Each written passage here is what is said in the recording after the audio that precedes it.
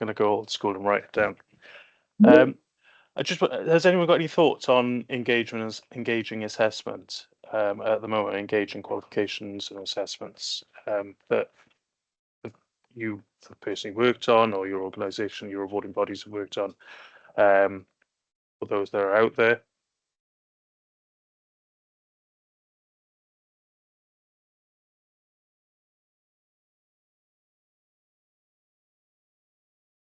A lot of our qualifications are portfolio-based qualifications with practical observation, which I guess it's quite engaging because they're actually going out there, they're doing the work, and the assessors watching them do the work. Is there a certain authenticity that comes from doing that portfolio of evidence, or is it just the mode of assessment is more in tune with the kind of learners taking the qualification, maybe? Yeah, it's more in tune with those learners. Not all of our qualifications are like that, but a lot of the work-based ones are, and some of them are linked to the apprenticeships. So you'll often get apprentices that are doing the qualifications as well as the apprenticeship. Well, Lloyd, I can see you got your hand up.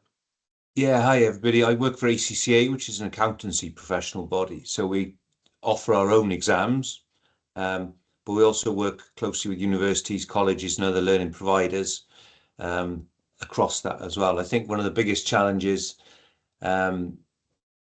speaking to universities is around again, it's bound to come up, the impact of AI on assessment, how reliable they are. So, you know, how reliable they are in terms of the students' input into them. So about designing assessments that mitigate against that as well. So that's something. I was in Swansea yesterday, and that's a big issue for them and for other people as well. Does that then does that then mean that you've got to go back to more traditional means of assessment, sitting in exam halls, etc., as well, which becomes very labour intensive in terms of the marking, etc. So for us, those are some of the things that we're grappling with as well. But it's all back to the first point that was made. It's about making sure that the assessments are as related to what the students are studying in the workplace as well, if they are vocational qualifications as well. Thanks. Oshan. Yeah. So with our qualifications, we do a lot of portfolio-based assessment for our higher level ones, but for our school-based ones and for FE, there's a lot of flexibility in assessment, and the assessment is designed by the practitioner. So and the deliverer. So if the school or the centre decide that they think that this is the right way to assess this skill, then as long as that's agreed with quality and standards beforehand and it's on their framework of assessment, then we support them whichever way, which could mean that you could have one cohort of learners each being assessed with groups of them then being assessed slightly differently on the same tasks based on what that learner needs and what the centre can provide. And we find that flexibility is really good in terms of getting the best out of the students. But in answer to Lloyd's point about AI, what it does allow, the flexibility allows you to capture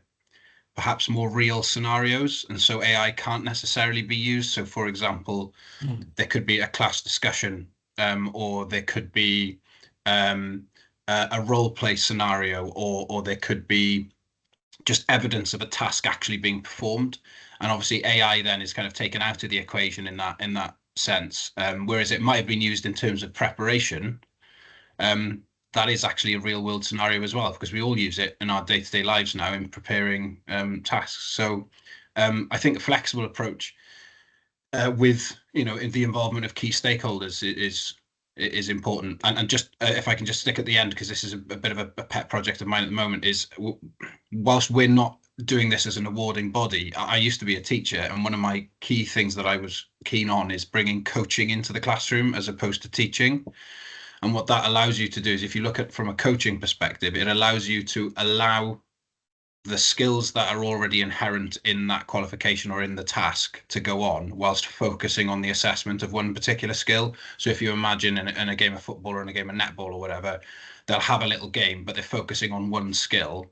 It also allows you to differentiate for learners in terms of, oh, that kid's doing really well, so maybe we'll give him some limitations or her some limitations in order to kind of bring everyone else in. So I think that with that flexibility, it allows practitioners to perform that sort of coaching environment as well as teaching.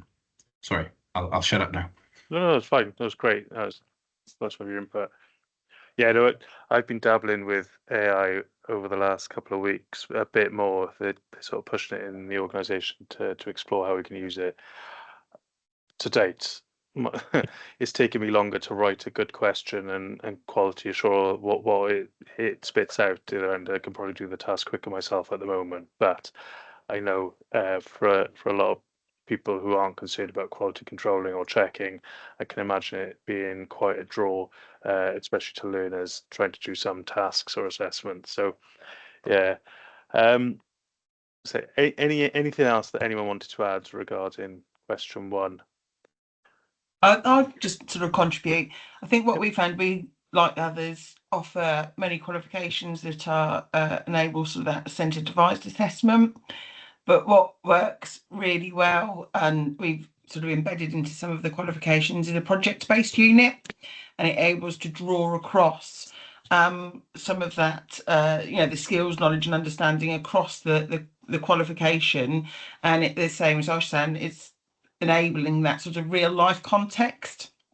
And if you want to have a look at a case study, we actually had a learner of the year for the Federation of Awarding Bodies this year. A great young lady who found a previous qualification inaccessible, but absolutely excelled in terms of it was a health and social care qualification she undertook. It was England based. But she was working with a local care home, engaging in the activities of the residents who the home themselves were struggling to engage with. And, it's like a classroom-based sort of a project. She took the lead. It's phenomenal, the impact that's made there. So I think that's, in terms of engagement, real life, gaining those skills as well, it was really, really successful. Another example, we've really tried and it struggled, and it's that being that innovative in design in terms of assessment.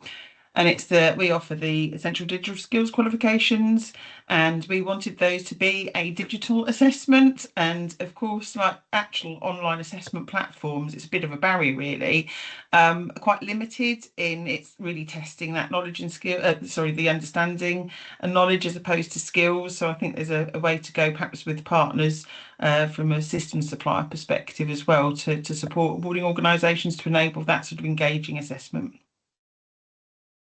Real. That's great. That's really interesting to see case studies. Have you got a bit more? Did you say there was a bit more on your website on that? I can pop out. Yeah, I'll find it. Oh, lovely. A chat in the link. Real.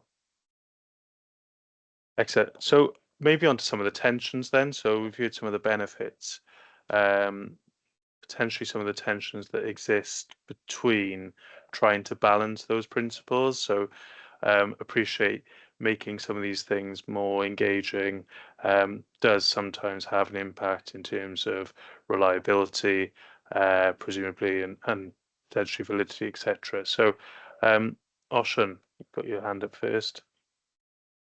I think the main issue that we have, again, if I go back to the way that I explained it before in terms of the flexibility in assessment, is ensuring that there is a consistency and a robustness in terms of standards across. Because you can in order to make things engaging, you have to be able to decentralize what that assessment is for the practitioner to provide a decent assessment for the learner, if you see what I mean.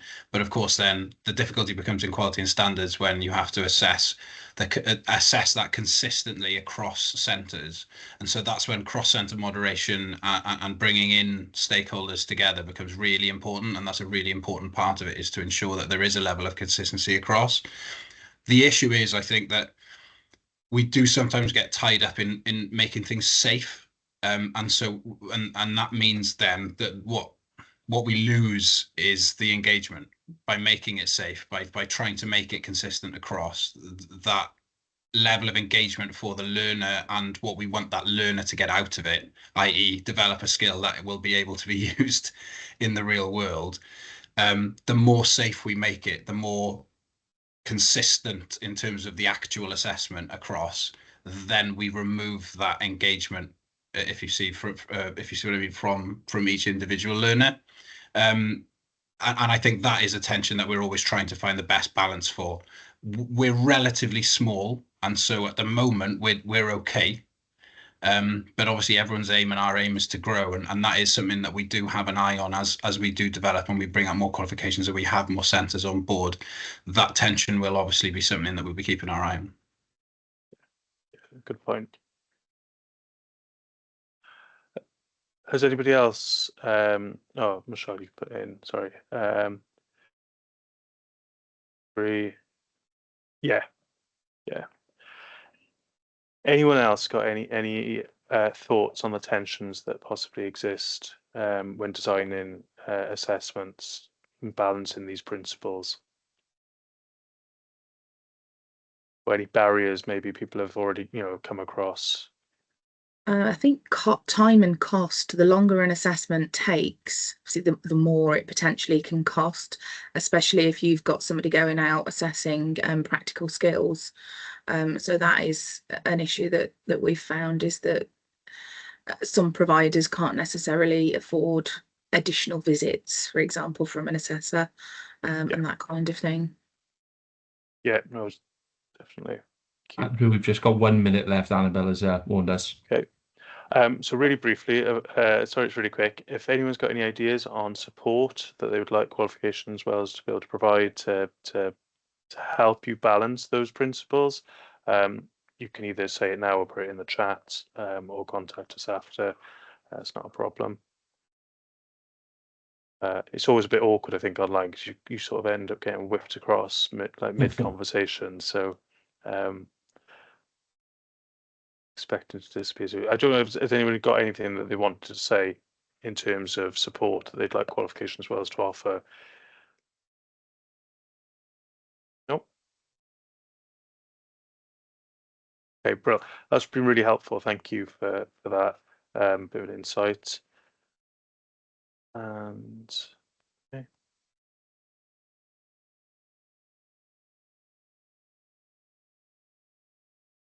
No, of course, yeah. Okay.